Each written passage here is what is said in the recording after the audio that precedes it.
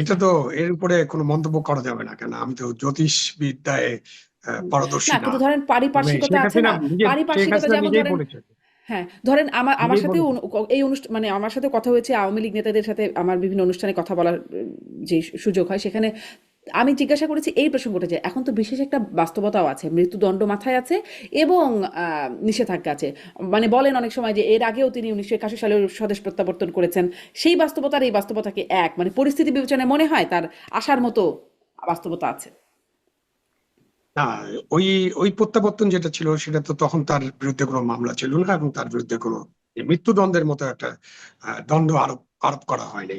তো সুতরাং ওই বাস্তবতা আর বর্তমান বাস্তবতা এক নয়, যে যেহেতু একটা আইসিটিতে একটা মামলা হয়েছে। আমার কাছে মনে হয় যে এই বিষয়টা পুরোটা একটা রাজনৈতিক নেগোসিয়েশনের ব্যাপার। যে আওয়ামী লীগ সরকারের সাথে কিভাবে নেগোশিয়েট করবে।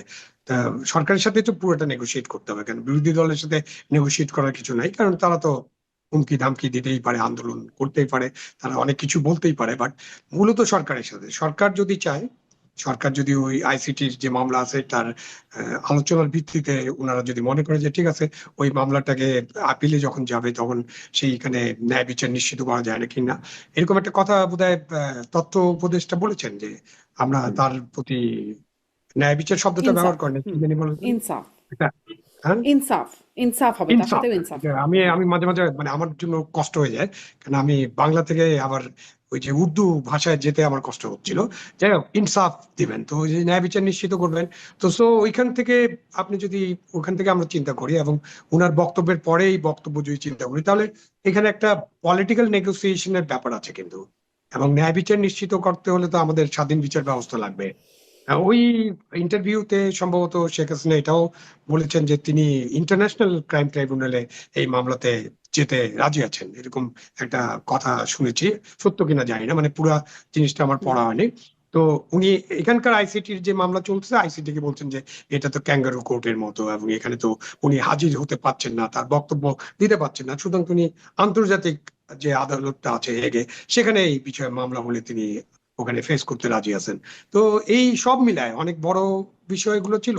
সব মিলায় হয়তো তার চিন্তা যে হ্যাঁ, ঠিক আছে, ডিসেম্বর তো বেশ, এখন থেকে আরো 7 মাসের মতো আছে। তো 7 মাসে তো অনেক কিছু ঘটতে পারে, 7 দিনেও অনেক কিছু ঘটে যেতে পারে। সুতরাং ওনার যে ফিরে আসার ব্যাপারটা উনি বলছেন, অনেক কিছু আলাপ আলোচনার ভিত্তিতে এটা হতেও পারে। এবং ওই ফিরে আসা নির্ভর করবে সাকসেসফুল নেগোসিয়েশনের উপরে, কিভাবে নেগোসিয়েট তারা করতে পারবেন। নেগোশিয়েটটা আদারওয়াইজ মানে আমি সরকারের সাথে নেগোসিয়েশন মানে কি সরকারের মনে হয় সাথে কিছু? দলের, আওয়ামী লীগের, আচ্ছা, সেরকম না, কিছু কি সরকারের সাথে আওয়ামী লীগের একটা নেগোসিয়েশন হ্যাঁ, তো হতেই পারে, কারণ আওয়ামী লীগ তো ছোট দল না, এমন খুব ছোট দল যারা একেবারে মিলিয়ে গেছে এরকম তো না। আমরা এগুলো নিয়ে তো অনেক আলোচনা হয়েছে, গত 18 মাস ধরে আলোচনা হয়েছে। এবং এখন পর্যন্ত লোকজন তো এটা বলে যে আওয়ামী লীগের কমপক্ষে 25-30% ভোট ব্যাংক আছে, তাদের সমর্থক আছে। তো এটা যদি 4 কোটি 5 কোটি মতো মানুষ হয়, তাহলে তো এটা অনেক বড় বিষয়। এবং কত হাজার বাইরে আছেন, পালিয়ে আছেন, কত হাজার জেলে আছেন, এরকম হিসাব করলেও তো 20 থেকে 50 হাজার মানুষ হবে। তো তার বাইরেও তো তাদের অনেক লোকজন আছে, এবং অনেক সাধারণ মানুষ আছে যারা আওয়ামী লীগকে সমর্থন করেন, যারা আওয়ামী লীগের সাধারণ কর্মী। তারা তো এই লুটপাট বা ফ্যাসিস্ট যে আচার আচরণ, এটার সাথে তো ছিলেন না, কর্তৃত্ববাদী শাসনের অংশ ছিলেন না তারা। কর্তৃত্ববাদী শাসন তো হলো সরকারের শাসন। আর আওয়ামী লীগ এজ এ দল, এই তৃণমূল পর্যায়ে পর্যন্ত তারা তো এইসবের মধ্যে ছিলেন না। সুতরাং তাদের বিষয়টা, তাদেরকে ওই যে সালাউদ্দিন সাহেব মাঝখানে আরেকবার একটা কথা বলেছিলেন না, যে তাদেরকে পুলিশ দিয়ে আমি কতদিন ঠেকিয়ে রাখতে পারবো। তো সেটাও অনেক বিবেচনার বিষয় আছে। সুতরাং সরকার নেগোশিয়েট করবে কি করবে না, এটা সরকারের ব্যাপার। সরকার দেখবে, সরকার তো নিশ্চয় ওয়ে করবে যে আমার আওয়ামী লীগের সাথে নেগোসিয়েশন করা উচিত কি উচিত না, অথবা তাকে ঠেকিয়ে রাখা উচিত কি উচিত না। তো সেটার জি। ভিত্তিতে তারা এখন চিন্তা সরকার ভাবনা আসলে করবে। এই যে সরকারের উপরে এই একটা মানে একটা স্ট্রেসই যদি বলি বা একটা চাপ, তার উপরে এই যে স্বরাষ্ট্রমন্ত্রীর পদত্যাগের চাপ বা বিভিন্ন সময় ভুয়া ভুয়া স্লোগান, রাস্তায় একটা আন্দোলনের হুমকি আছে, আবার একটা 5ই আগস্ট ঘটানোর হুমকি আছে, গণ অভ্যুত্থানের জন্য প্রস্তুতির কথা বলা হচ্ছে বারবার বিরোধী দলের পক্ষ থেকে।